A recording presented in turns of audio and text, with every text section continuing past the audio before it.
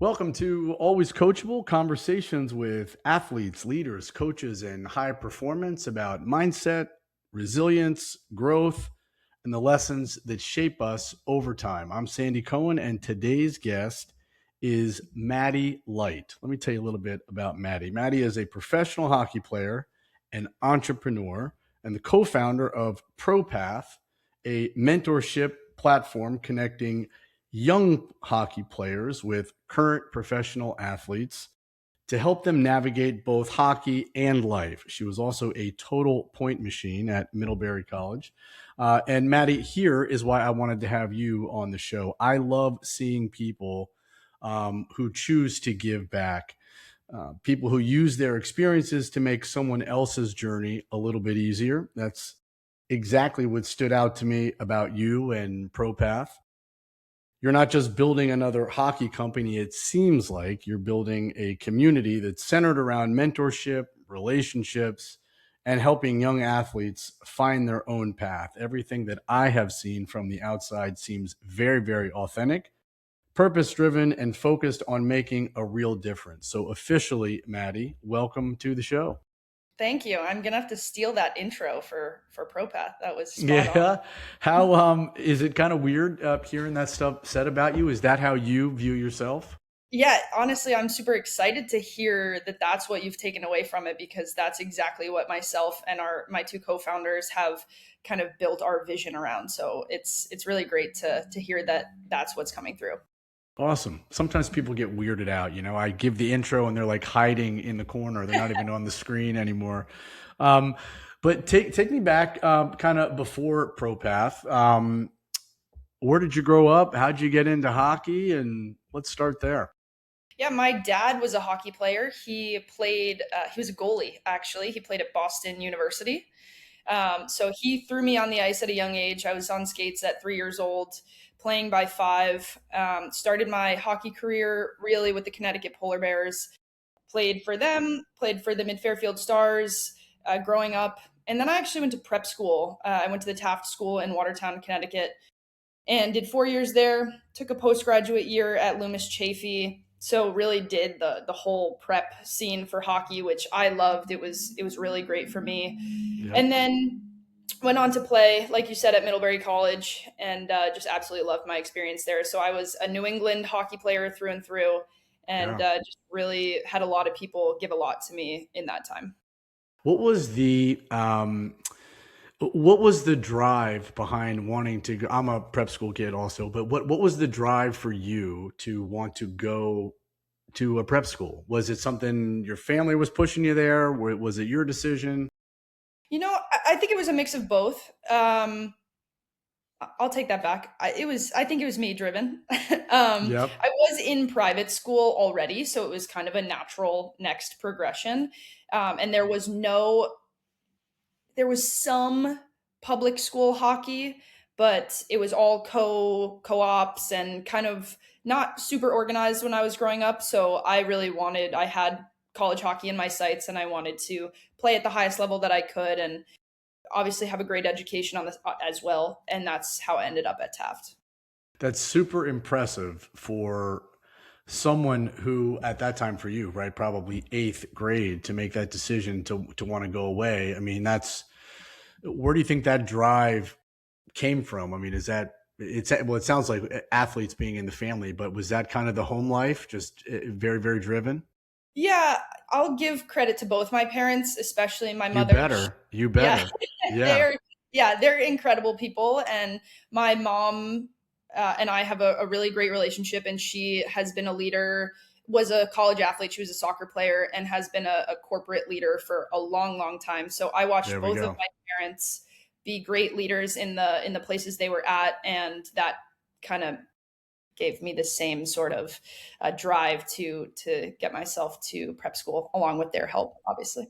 Do you think that you knew back at that time in your life that you were looking at leadership? I mean, do you remember thinking, "Oh my gosh, like this is how you kind of lead or take control"? Like, do you remember that, or were there just qualities that you admired? I remember being selected for whatever reason as the captain of my teams when I was younger, and not really understanding why, like what the qualities were that people were seeing me as a leader, and starting to notice a pattern of like, okay, I've been a leader on a couple of these teams now. Why is that, and how can I get better at it? And I think I remember now looking back on it mostly how much I've learned, and the moments where I was like, wow, I really wasn't a great leader in this moment, but now I know how to be a better one. Yeah. And did you love the prep school experience? Some folks love it, some don't. Did you love it? Yeah, I absolutely loved it. It was to be in a little bubble where you get to play Yep. three different sports and go to school, and you really have no worries. None. So I absolutely loved it, and I still have great relationships with a lot of my teachers from there. I agree with that 1,000%. I remember, first of all, being like, with my parents, I'm like, I'll drive myself there, like whatever. See you guys later. But it was, I'm considerably older than you, but I interact with a lot of families and parents now that oh my gosh, you went to prep school, and I say, um, it was really kind of like a controlled experience, like you sleep in that building, you eat in that building, you go to school in that building, you play sports in that building, and like the culture kind of moves together, right? So in some sense, it's kind of easier than trying to fit an activity, a sport, this group of friends, to kind of piecemeal it all together. You agree?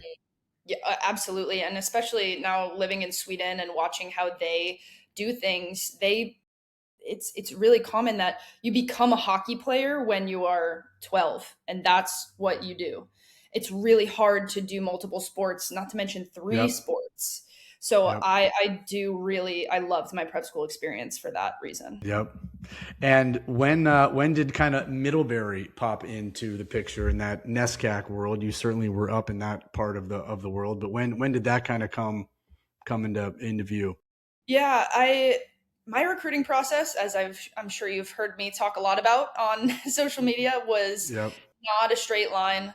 I had dreams of playing Division 1, but I also was very clear on what I wanted out of my college experience, and I love to be impactful on the team that I'm on and have a leadership role and do those sorts of things, so I wanted to make sure that I had that in my experience. So coming closer to my junior year, I had a few offers from various schools, Division 3, Division 1 even. But Middlebury, with that winning culture and the team culture, just felt right for me, and so I kind of set my sights on that. And they told me no in my junior year. They said, we're full, sorry about it, like good luck kind of thing. And Yep. I came Take back and care. Thanks for coming. Yeah. yeah, yeah, Yeah. exactly. And I said, no Yeah. way, I'm going to take a post grad year Love and it. get there. And that's I love that. yeah, It's very Rudy. I'm dating myself a little bit, but there's a great movie. yeah, yeah. But I love that. And I'm gonna skip ahead a little bit, but I want to ask you this: Do you having that sort of insight at a younger age, right? I mean, Middlebury, it's no slouch. For the facilities are insane, the program's insane. It's not like people are just walking off the street and playing there. So I don't think it's like second fiddle by any stretch. But to have that sort of vision at that age, to know what it is that you wanted, and then to be able to kind of weigh out, yeah, it doesn't have to be like D1 or bust. Maybe that's not my path. That's not normal. Was that kind of coming to you from the environment at Taft, or were you kind of leading the charge with that? Well, and that's the whole premise behind ProPath is Yeah. was that moment for me was I had both of my parents and people in my prep circles who were encouraging me, pushing me to think about those things. Do you really want to There you sit go. on the bench for 3 of your 4 years? Do you really want to like just pushing me to think about those things. So I will give credit to all of the people around me, my club Yep. coaches, prep coaches, parents. I really had an army of people who were rooting for me and to have the best experience possible. And I think that's how I got to that point at, Yep. such a young age. And I know what you mean with what you just said. it's not like Middlebury or any of those schools. It's not like they're, the default. Maybe you wouldn't have sat on the bench at other programs, but it sounds like you were just dialed in on what you wanted. And when you saw it, you said, that's for me. Totally. Yeah. Totally. Yeah. And by no means do I believe that D3 is a second choice. Yeah. I think my Middlebury team could have beaten Division I schools. And Yep. I think there's an idea of what Division III is, and then there's what Division III actually is. Yep. And I don't think that we're there yet as a hockey community in like understanding what it really is. And that's why I always encourage people to go watch a game, Yep. because it's, So smart. it's not a plan B for a lot of people. Where do you think that comes from? And again, I think every generation says, it wasn't like that when I was younger. And since I'm multiple generations older than you, I can say, well, gosh, way, way back when. But where do you think that drive comes from in so many athletes today or families today, where they maybe are looking at it with blinders on, right? They are thinking it's D1 or bust. It's Wisconsin for women's hockey. It's Wisconsin, it's Ohio State, or, it's like one or two. Where do you think that comes from? It's a great question. I'm sure it's quite a nuanced answer, but I think it's just a natural want to compare yourself and be the Yep. best, and have. I also think Wisconsin has produced so many Olympians that Yeah, they people have. find that 2 + 2 = 4. If I go to Wisconsin, maybe I could play in the Olympics. Which, sure, that might be true, but I also know a lot of players who have played at Wisconsin and didn't play in the Olympics, or you know what I mean. But I think there are fewer people thinking about what's actually going to be right for them than chasing that logo, whatever the logo is. Where it came from, I don't know, to be honest with you. I think it's kind of Do you keeping do up you with see it a the lot? Again, we're jumping ahead, but do you see it a lot in the work that you do and just in your world? Yeah, I would say 9 out of 10 kids who I ask, what do you want? It's, well, these are my top 4 schools: Wisconsin, Ohio State, UMD, Minnesota. Yeah, yeah, Whoa, yeah, yeah. okay. You're like, Like, easy, right, easy. right. Do you know what it takes to play at That's that right. level? And then we back up and we talk about, what you've been doing throughout the summers, and then it's like, oh, well, maybe that's not what I want. And so again, I was super lucky having people push me to think about, what do you want? What's really going to be right for you, as opposed to, well, Susie, you need to be the best, so you're going to Wisconsin. Yep. It's funny that you just said that, because I picked up on that message in a lot of your social media stuff, which I absolutely love. Very, very authentic, as I mentioned. But um, I think you share this. I see it a lot in my stuff. I'm not a dream killer by any stretch, right? I love the big aspirations, the big dreams, but where I try to spend a lot of my time, which is exactly what you just said, was helping younger people understand if that's what you want, this is what it looks like. This is the sacrifice, this is the discipline, this is the work that's needed. And then you kind of back in and say, hey, is this for me, not for me? So I definitely picked up on that, and I love that approach. That is a very, very mature way to look at that for someone who is on the younger side, as you are. Well, and it's like, I wasn't there when I was in high school. I don't believe that I was doing what I needed to do to play at a school like Wisconsin, and I didn't Yeah. understand that at the How would you time. know? How would you know? How would you know? And Yeah. that's exactly why we created ProPath, is so that now you can know. Now you can you hear me, Sandy? Oh,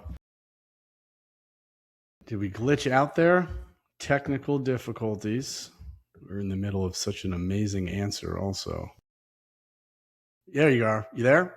Lose you? Sorry. Yeah, that's part of the deal. It's part of Been the deal. No big struggling deal. with Wi-Fi in this new No. apartment. I was gonna say we were in the middle of like such an amazing answer. Yeah, I don't. Yeah, sorry. that's all right. But so what I was going to say was that's why we created this connection between the player and the pro, is so that you can ask them those questions and understand what it takes. And I'm playing right now with I think she's 17 or 18 years old. She's committed to Ohio State, and man, she is doing it.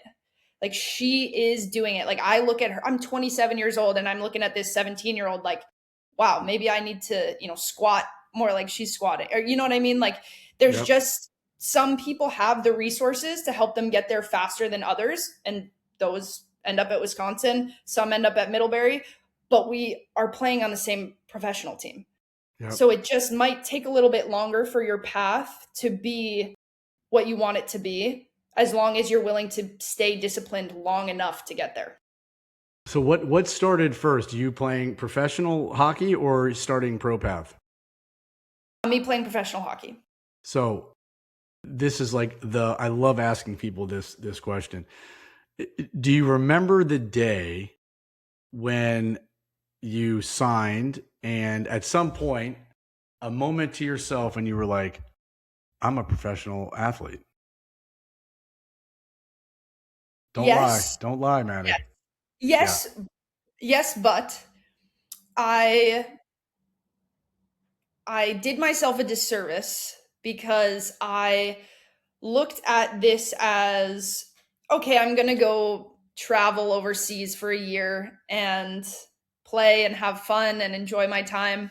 And that's not aligned with who I am as a person. I am super competitive. I'm going to put hockey above the travel every day. And so I kind of went into it with that mindset of, okay, I'll be here for a year. And here I am in year 5, still going, and I love it. But it took me a minute to get to the point where I respected myself and was proud of myself for being a professional athlete, as opposed to someone who's just kind of extending their hockey career to. Is that how you thought about it? That's so interesting. Is that how you thought about it for the first 3 years that you were there? Definitely not the first 3 years, but the first year for sure. Wow. What do you think that's about? I think that is super common for a lot of girls because what? Yeah, you go on. I'm sorry.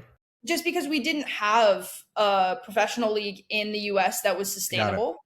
Got it. So I think, especially when I was growing up, people who went overseas went to explore and have fun. And, yes, you get to play hockey, but some people were paying to play hockey. Some people were not Right. getting paid. So It wasn't hockey first. It was, right. I got it. Right.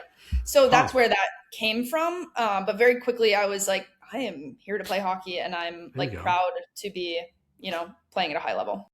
Yeah. Wow. I bet that that's interesting that you said that, because I bet for women that's much more common, because up until what, 5-6 years ago, it wasn't a possibility or super relevant, right? So it was, I guess I'll keep playing hockey as long as I can before I start the other part of my life. Yeah. Right. Yeah, like the P-Dub didn't exist until what, Right. 2 years ago? So I was already had been over here for Yep. 2 years. Yep. Huh. Do you think,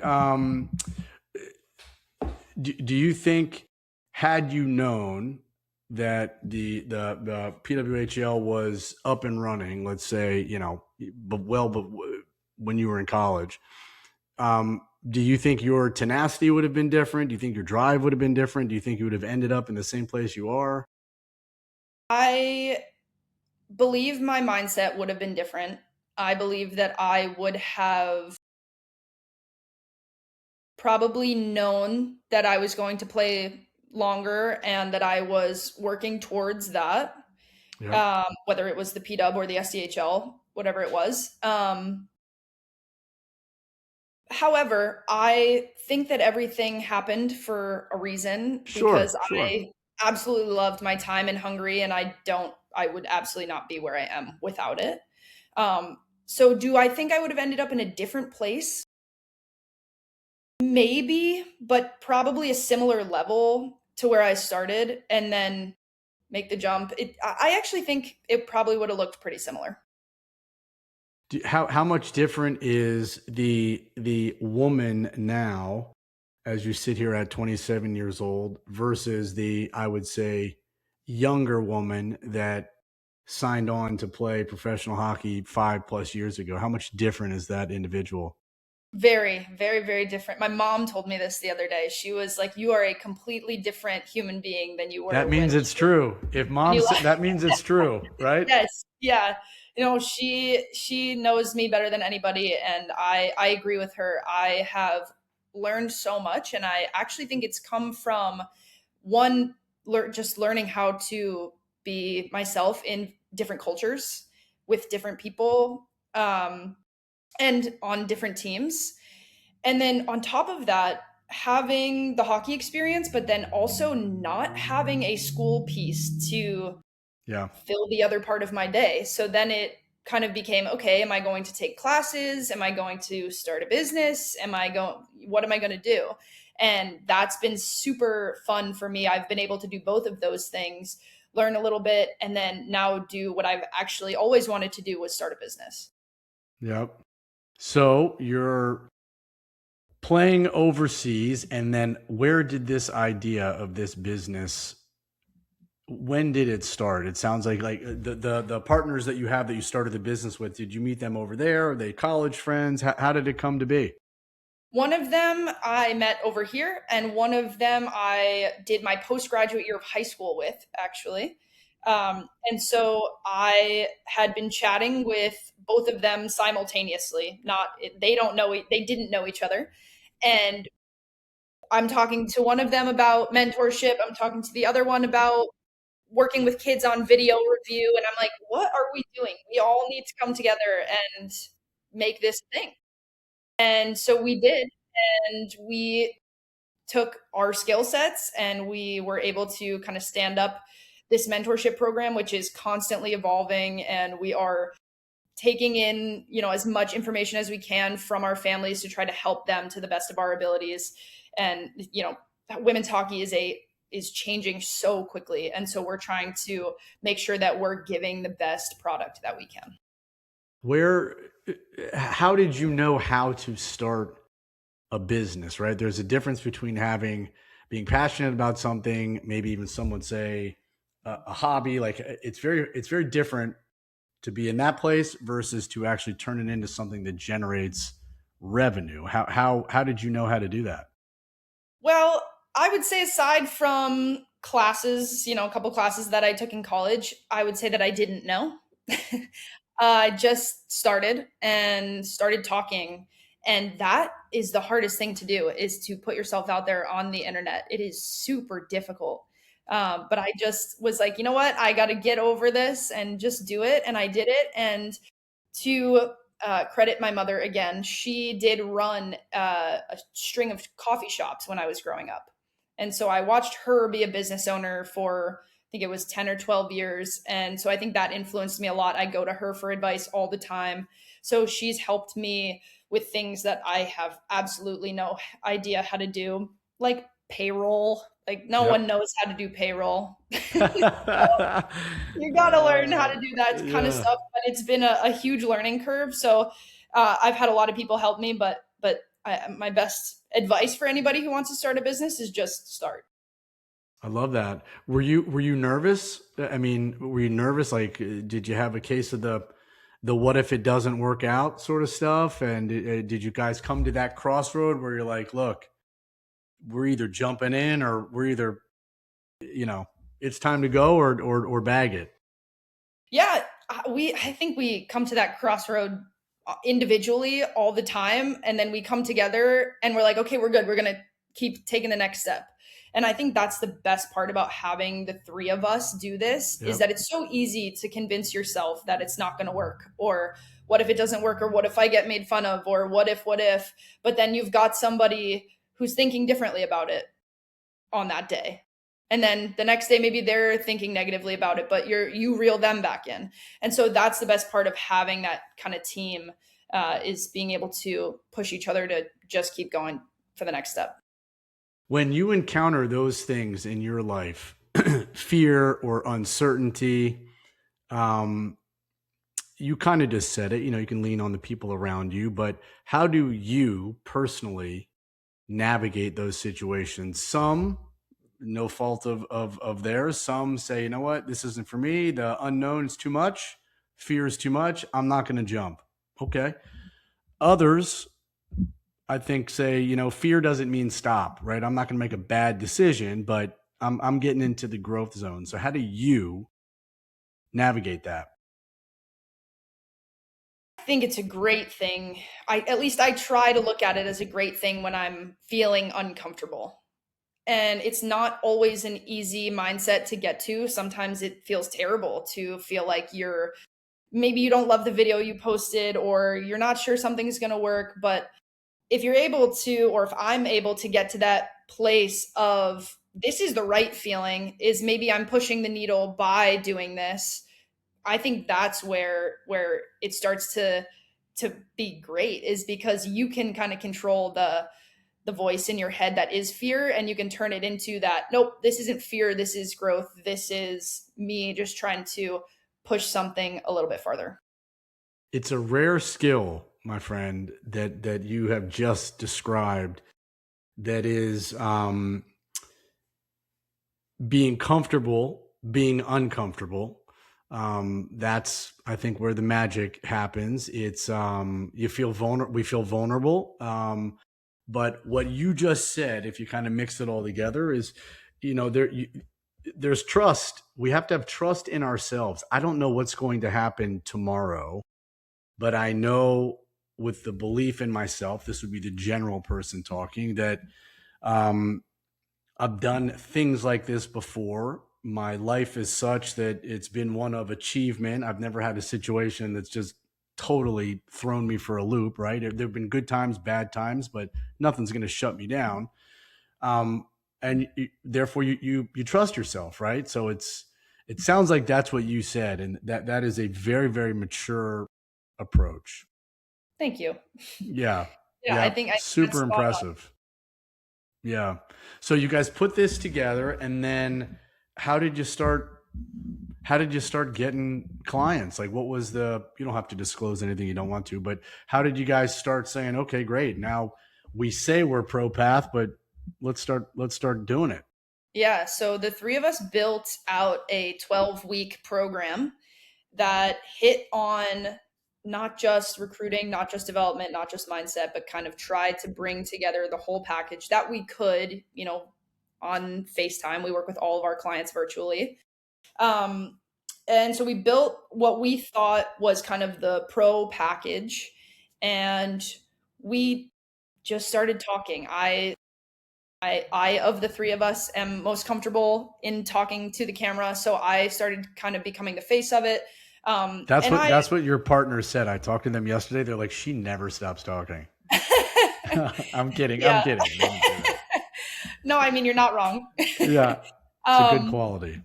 But yeah, so I tapped into my network. As I said, I worked or grew up playing hockey in New England. My dad worked for USA Hockey, so I kind of had a lot of connections that way, and we tried to get the word out. And most of the time, I end up talking to parents and not kids. Of course. But there are a few kids who will shoot me a DM through TikTok or Instagram and just say, "Hey, I really want to work with you. Can we figure this out?" And those are the kids that we love working with, because they are in the driver's seat. It's not mom or dad being like, you have to go work with Maddie. It's the kid driving the bus and wanting to get to the next level, wanting to get better, whether it's Division 1 or not. Is it boys and girls, mostly girls? We have worked with a couple boys. We try to stick to the women's game. We try to stick to the women's game because it's one where our expertise is. Of course.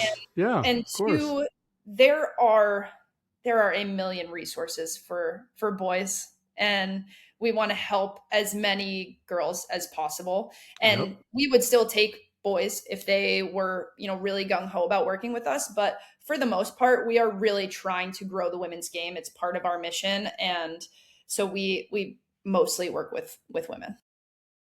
And do you remember the first client that you had? You don't have to obviously tell the name, but the first time you were able to put this passion and this dream kind of into action, I'm sure there came a time when you noticed the impact, right? Ultimately, at the end of the day, whatever happens with hockey, whatever. I mean, we want it to be great, but I'm sure you guys have considered, like, we're trying to build great human beings here. So do you remember that first moment where you were like, oh my goodness, I just had significant impact on this young person?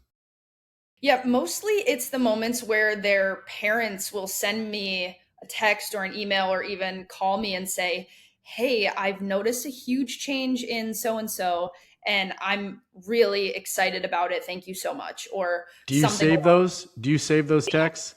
You Yeah, good, yeah, good. yeah, I yeah. was gonna say, if you didn't, start saving them. Yeah, we definitely do, and the changes that I obviously, like you're saying, that excite me the most are when parents say, just as a leader, as a teammate, my kid has Yep. really come into their own and has started picking up their other teammates and pushing the pace on the ice and doing that kind of stuff. So my first client who still works with me, she's been with us for I think 6 months now. Her mom texted me the other day and said something along those lines, and that was a really good feeling for us, just knowing that there is a little bit of validity to what we're doing and we are helping the the women's game. What's the age range of players that you guys work with? We work with 13 to 18 is really our target audience. And I started by myself before I had my co-founders, and I wanted to help college kids get to playing overseas. And so that was kind of my initial start. But we've scaled back into helping high school students just because they have the world of options in front of them. And they really, I think, get the most out of working with the next level. Yeah. I think that it's been my experience, but the client that you just mentioned, like the dream clients, I mean, they'll find you. I think in my opinion, the greatest area of impact and what ultimately will shape the next generation of that high level player is what sort of impact can be made at 11, 12, 13 years old, right? I mean, they're such valuable years, such great learning years, impressionable, especially for younger girls. I mean, I'm sure you went through this. That's really the time, right? Where, am I going to stop playing? There's other things, there's relationships, there's school activities, right? So it sounds like you guys are really making an impact at the right time. Yeah, we believe so too. I love working with that sweet spot of like 14, 15, Yeah. because they're really starting to get in the gym and Yep. eat well and do all those little tiny things that are gonna, if they can start now, that's gonna get them really far if they want to go. Yep. And how do you balance your professional life as a hockey player with the business side and being overseas? It's difficult for sure. It's much easier when I'm, in the US for a couple weeks or a couple months in the summer. But most weekends we're away doing things, but I am able to balance our practice schedule and work pretty well. Yep. And my coworkers or my co-founders take a lot off my plate, which is really great and really helpful. So I think, again, being able to do it all together has really helped us be able to kind of stand this up and keep it going. But it's just like prep school. And I Yep. think that set me up perfectly for this, is having that allotted time for hockey, for sports, and then, having study hall after or before. I would say that you strike me as someone who is extremely coachable. Um, would you agree with that statement? You don't have to agree. Yeah. And when I say that word before I tell you why I think you are, what do you think, or what does that word mean to you, being coachable?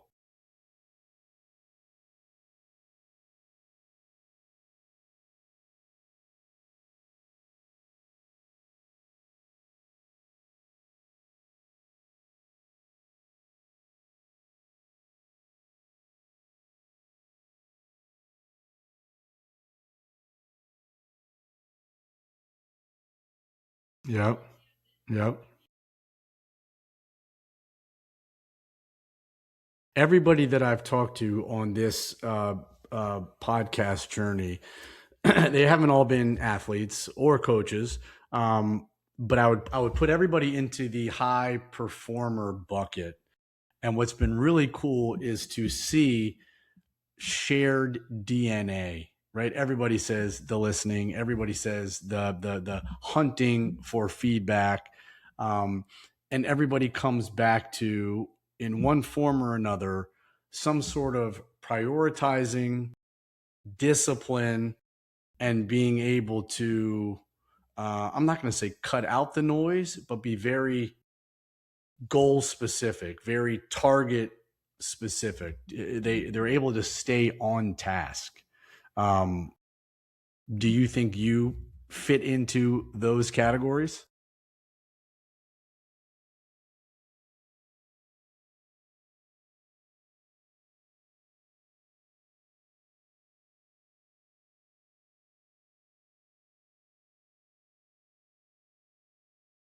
Oh, I love it.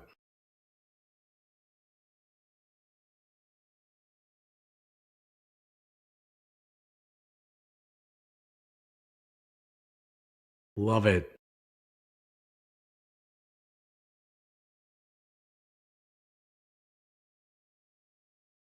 Yep.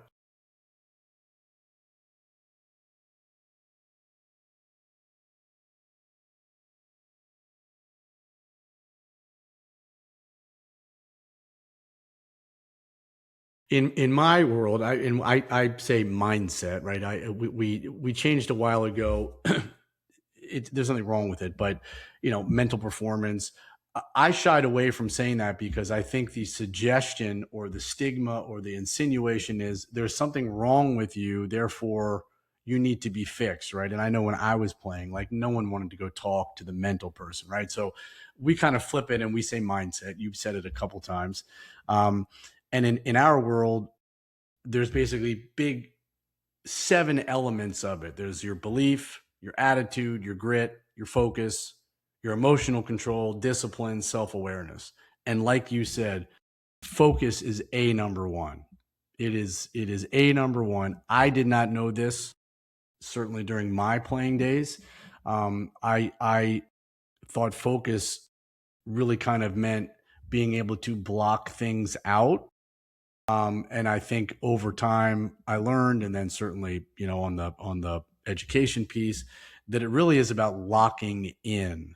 So I guess I would ask you a long-winded way of saying, how do you handle the noise? Because there's so much noise if you want to listen in your world. I mean, there would be so many reasons to have things not go exactly like you wanted. How do you handle the noise?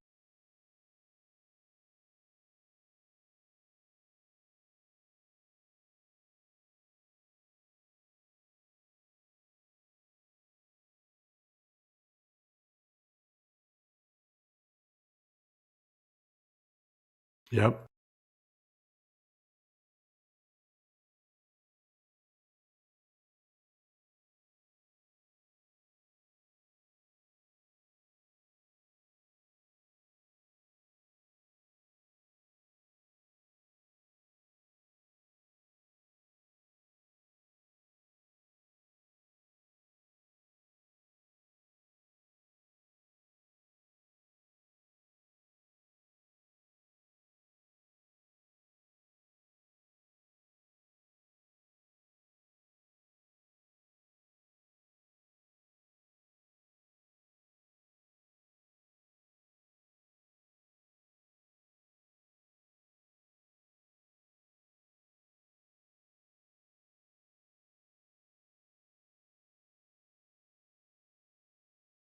I think that is an absolute key to success. And I am not surprised one bit that you said that, given your past, what you have accomplished, what you're continuing to accomplish. From an outside perspective, I don't think it's possible to continue to grow and achieve and do great things if one is not able to do exactly what you just said.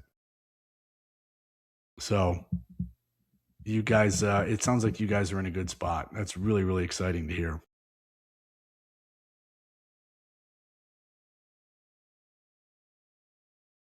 Yep. Yep.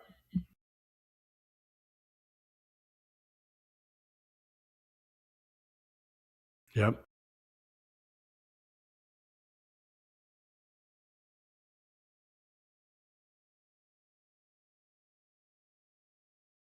Yep.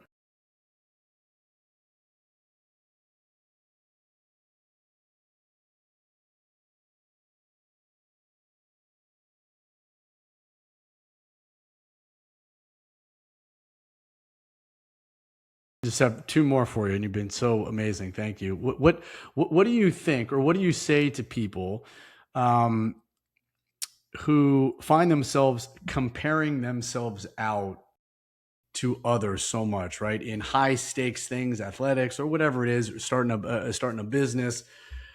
How do you navigate through that yourself? And if you were speaking to maybe a younger person that is constantly comparing themselves out, what are your thoughts on that?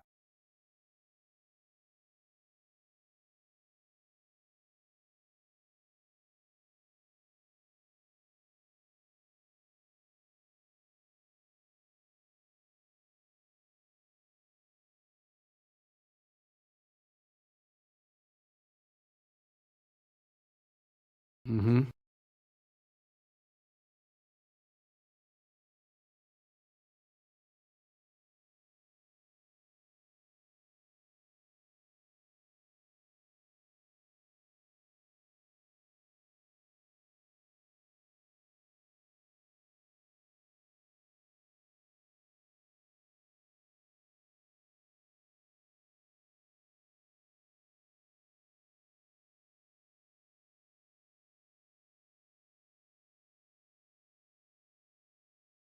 Yeah. Yep. Yeah. Well, you can see it. It's obvious in the work that you're doing. Are there things that you, I would say more on like the business side, or really just on the human side, are there things that you are trying to work on about yourself? And if yes, or do you feel comfortable sharing any of those things? I got a whole list from your mom about what you're working on. No kidding. Yeah, yeah.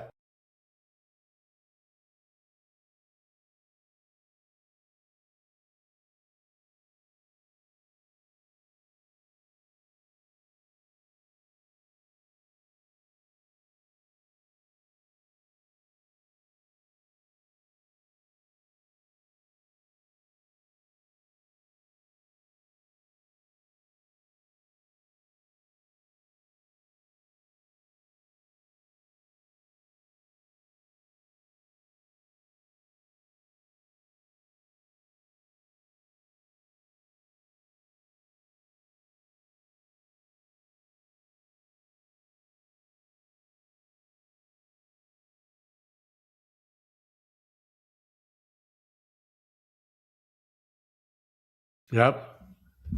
Yep.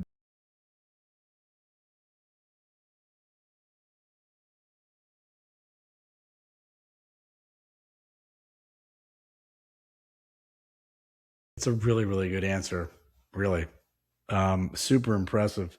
If people want to learn more about you, or any of the services associated with your business, you and your partners, is there some place that you would like us to send them?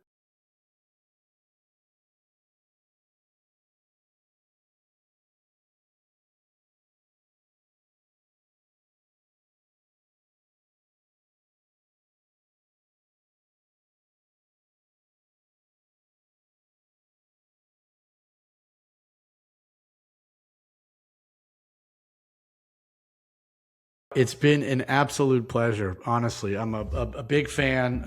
So thank you again for agreeing to do this and spend time with us. And for those folks who are listening, if you felt like this conversation gave you something, we would love for you to share it with someone that you think is still growing. You can find us wherever you get your podcasts and on YouTube at Sandy Cohen Official. Stay coachable. I am Sandy Cohen, and we will see you next time.